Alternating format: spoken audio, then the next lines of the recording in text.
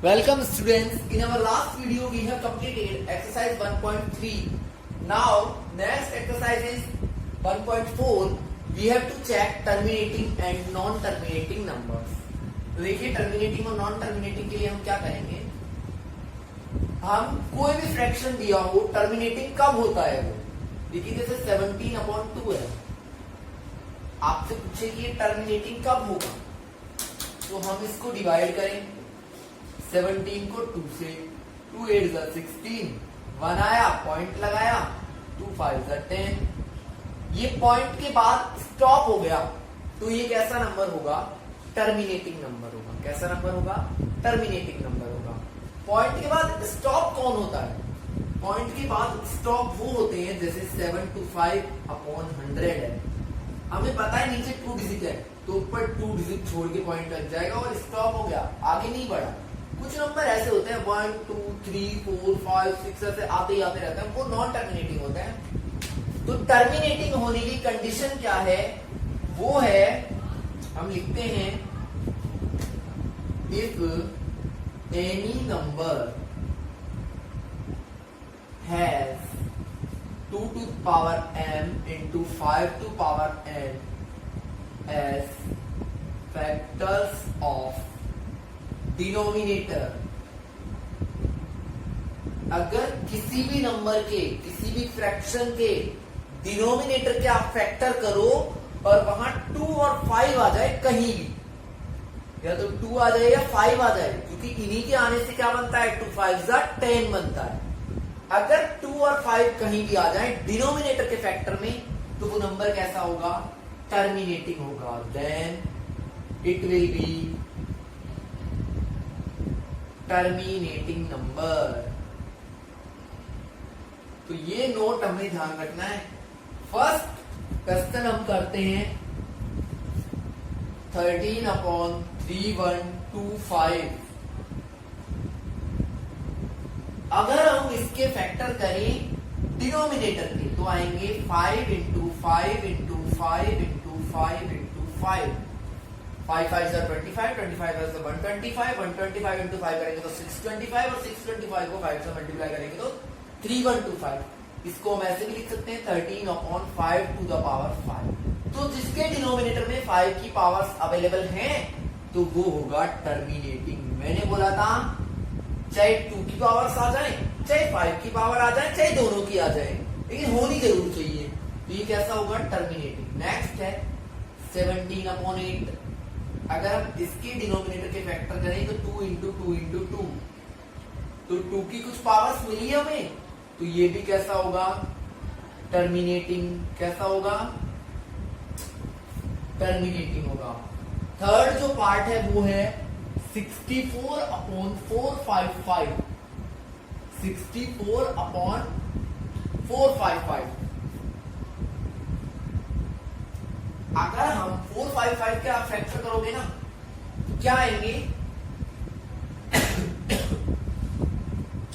5 से डिवाइड होगा, फिर 7 से होगा, फिर 13 से होगा।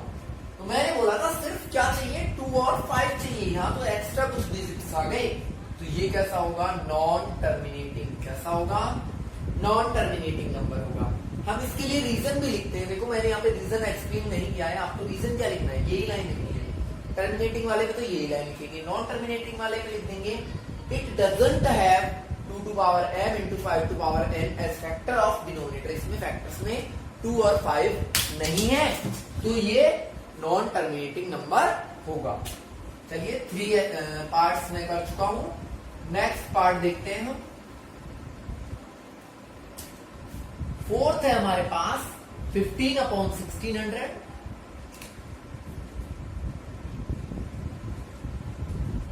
फिर है 29/343। फोर्थ एंड फिफ्थ अगर हम इसको करेंगे तो देखिए 2 2 2 2 और इसके बाद आएगा हमारे पास 2 2, फिर आएगा 5 5। तो यहाँ पे 2 और 5 ही है ओनली, तो ये कैसा होगा, टर्मिनेटिंग। आपको रीजन जरूर एक्सप्लेन करना है जो मैंने ऊपर ही लिख रखा है। नॉन टर्मिनेटिंग के लिए बस नॉट लगाना है। यहां अगर हम करते हैं तो 29 अपॉन पहले 7 से डिवाइड होगा, 7 7 3 3 आई थिंक यही आएगा,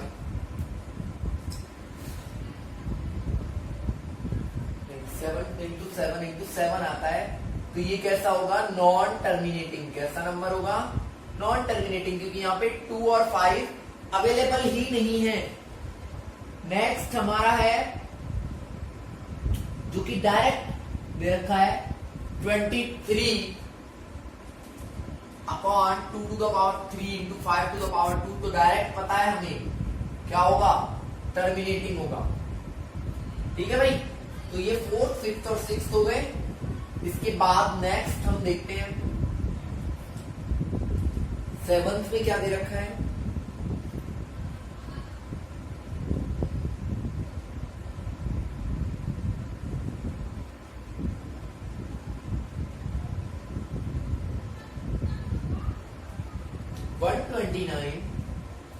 upon 2 to the power 5 into 5 to the power 2 into 7 to the power 5, कुछ ऐसा दे रखा है। देखिए 2 और 5 तो है बट 7 नहीं है, 7 हमें चाहिए ही नहीं। तो ये कैसा होगा? नॉन टर्मिनेटिंग होगा, क्योंकि 7 जहां हमारे पास ओनली 2 और 5 होने चाहिए, तब तो होता है वो कैसा? टर्मिनेटिंग। लेकिन ये कैसा होगा? नॉन टर्मिनेटिंग होगा। नेक्स्ट है 6 अपॉन 15 और लास्ट होगा 35 अपॉन 50। अच्छा, इसके लिए देखते हैं। देखिए 6 अपॉन 3 इंटू 5। अच्छा, आप बोलोगे नॉन टर्मिनेटिंग है, बट 3 2 6, तो ये 2 अपॉन 5 बन गया। अब तो ये कैसा है? टर्मिनेटिंग है। तो ये नंबर कैसा होगा? टर्मिनेटिंग। पीछे हमें किसी भी नंबर में ऐसा कुछ नहीं मिला। यहां देखिए, पहले इनको रिड्यूस कर लेते हैं। 5 7 35 और नीचे आएगा 10, तो आ गया 10। तो ये कैसा होगा? टर्मिनेटिंग नंबर होगा। So it was the first question which have 9 parts of terminating and non terminating numbers. Is that clear? Next है हमारे पास right the decimal expression of terminating number you get in question number first. Decimal expressions of terminating number you get in question number first. तो first question में जो जो terminating मिले थे, एक तो कौन सा था? 13 अपॉन 3125, यही था। तो हम इसी को करके देख लेते हैं। डेसिमल एक्सप्रेशन का मतलब है आप डिवाइड करो और जो भी आंसर आता है वो बताओ। 3125, तो देखिए डायरेक्ट तो डिवाइड होगा नहीं, तो हम क्या करेंगे? पॉइंट लगाएंगे। 13 है, पॉइंट लगा दिया। 10 20 30 तक हमने क्या कर लिया? इसको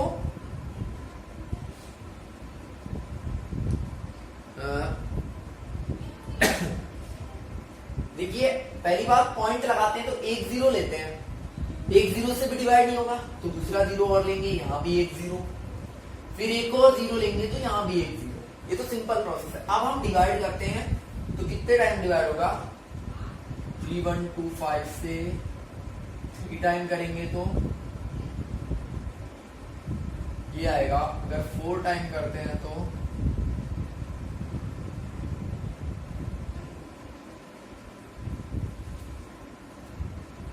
125.0, शायद ये आएगा। 4 टाइम डिवाइड होगा और आ जाएगा 12500।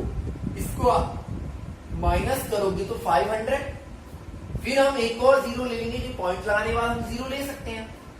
तो 1 आएगा 3125, माइनस करोगे तो आ जाएगा 57 और यहाँ पे 18।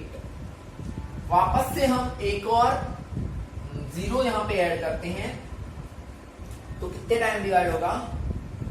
5 5 25, 6 टाइम करके देखते हैं।